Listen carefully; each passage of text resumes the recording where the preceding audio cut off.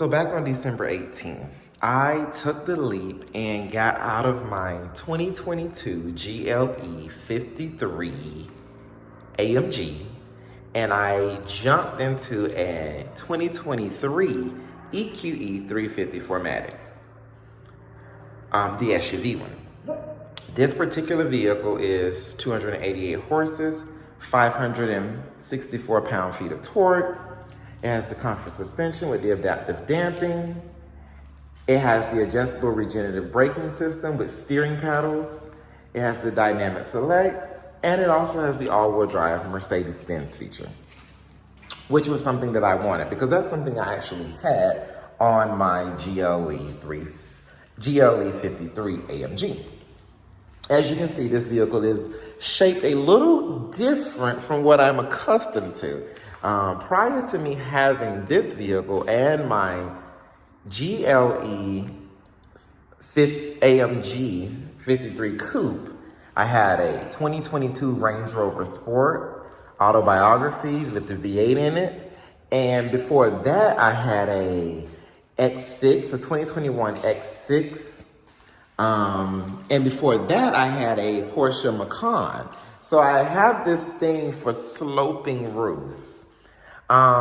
This one, it reminds me a little bit of a momish vehicle a little bit. I'm adapting to the style a little bit. It is different for me. It is very different for me. However, I have been wanting to get into an electric vehicle. I have been looking at Tesla Model X's. I once tried to trade in, like I ordered a Model X, and I tried to trade in my GLE 53 AMG Coupe. It was like the second day I had it, and Tesla lowballed me, like big time. They lowballed me. And so I said, I will never trade in a car in a Tesla. Tesla can go to hell from that's how I feel as it relates to trading in. However, I do still like the Model X, and I'm attracted to the doors that go up. However, let's get back to this here. This vehicle also has it does not have the 56-inch screen that they claim, and technically that screen is not 56 inches. The middle screen is like 27 inches. The two outers are like 12s and 12s. It does not come to 56 inches. I think they're trying to make it appear that the screen is like this really big screen. However, I tinted the windows on this one here. So my windows are 0 on the sides, and my front windshield is 35. I like a nice clean look on my vehicles. As you can see, you cannot open the hood of this vehicle. Mercedes will not allow you to open the hood. It's just the mechanicals in there. It's not a frunk. If you unlock the vehicle, you can open this little hatch here, which is where you would actually put your windshield washer fluid. Next for this vehicle, these have the 20-inch wheels. When I went to Mercedes of RBM Atlanta, when I got my vehicle, I didn't know much about this vehicle, and obviously they didn't have a lot of options, but I knew I wanted black or white. Preferably, I always go with white, but I haven't had a white vehicle since my X6. So I went to the Range Rover, which was Carpathian gray. I went to a black Mercedes, and now I'm in another black Mercedes. So soon we'll get back to the white. It's coming, trust me, once this lease is up. However, I do like the door handles. They're flush, makes for the aerodynamics. We can actually go on the inside, and as you can see, when you unlock the door handles come out. It protrudes the Mercedes sign. When I lock it back, they go in. I lock. As you get in, you can see it's black on black. You have the Mercedes infotainment system, very similar to the one that's sitting in the S-Class. And then I have this little screen here that gives me all my information. You have heated seats. You have the Burmeister surround sound system. You actually have this nice kind of This usually is like a hard plastic sometimes or a leather. This has a nice feel to it. Almost looks like a suede at the top, but it's really nice. It's a gray interior. Great upholstery at the top. And it goes around all throughout the car. If I crank up the car, you can actually see everything. Good afternoon, Ronnie. You can actually see everything. As you can say, it says good afternoon, Ronnie, which is me.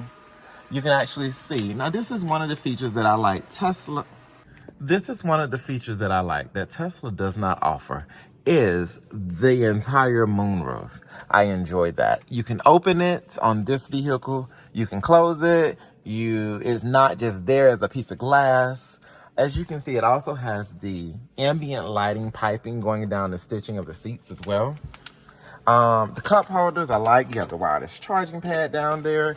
You, of course, have your center console, all my belongings. A lot of space back here. It's very spacious, I would say. These here, they could have done better with those. These vents are actually plastic, and they feel a little cheap.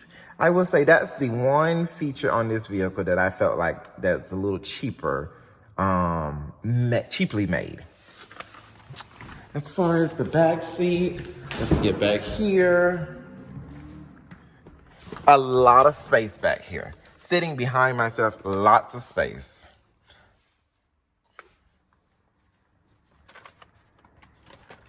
This vehicle also comes with a 4-year, 50,000-mile warranty, as well as the 10-year, 155,000-mile high-voltage battery warranty. It has the blind spot assist. It has the active lane keeping assist. It has the LED headlamps with adaptive high beams. It has the Guard 360 parking protection. And so the Guard 360 parking protection usually it's like when your car is locked and someone hits it. It will inform you that someone hit your car. And it sends an alert. Tell you this here, I had it on my GLE. When I had it on my GLE, someone broke into my passenger window, bust this window out.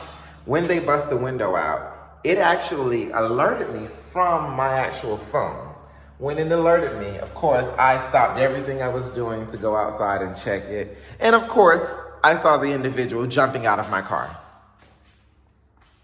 The difference with this vehicle is, this, like I said, is an electric. Here's your electric actual thing.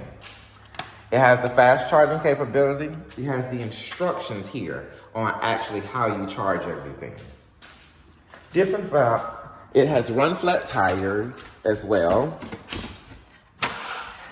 With Mercedes, they gave me, I got 2 different chargers. So I got the Mercedes one here, and I also got another one that is equivalent and will do a level 2 charging if you have it. But in order to have that, you must have a type of socket, which is a 1450 NEMA socket. I don't have a 1450 NEMA socket, but what comes with this car is free charging from Electrify America for 2 years. You get free charging. Well, the first 30 minutes.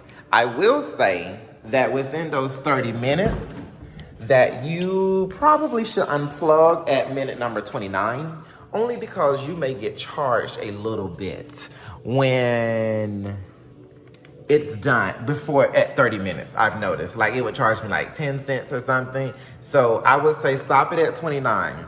Also, my place of employment, I get charging for free. So if I'm there for about 12 hours or whatever the case may be, I'm getting free charging anyway from there. So I really don't have to charge too much at home. Like I said, I'm loving it, but I'm kind of seeing the cars, the EQE cars. They look a little sporty to me, and I would like to have one,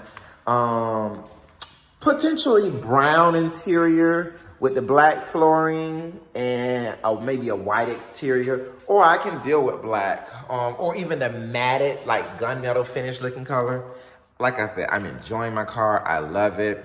I'm looking to vlog more. I have a trip coming up to Orlando the end of February, like the last weekend in February, it potentially may go on that trip. So I will tell you how the charging is. The charging on this, it's true, but it says it gets 253 miles, I believe, to a full charge, 259. I have gotten it up to 307. So it's really about how you drive. Again, if I do the trip to Orlando in it, I definitely will vlog the trip to tell you all about it. I'm actually loving it. And I'll just take you around a little bit more.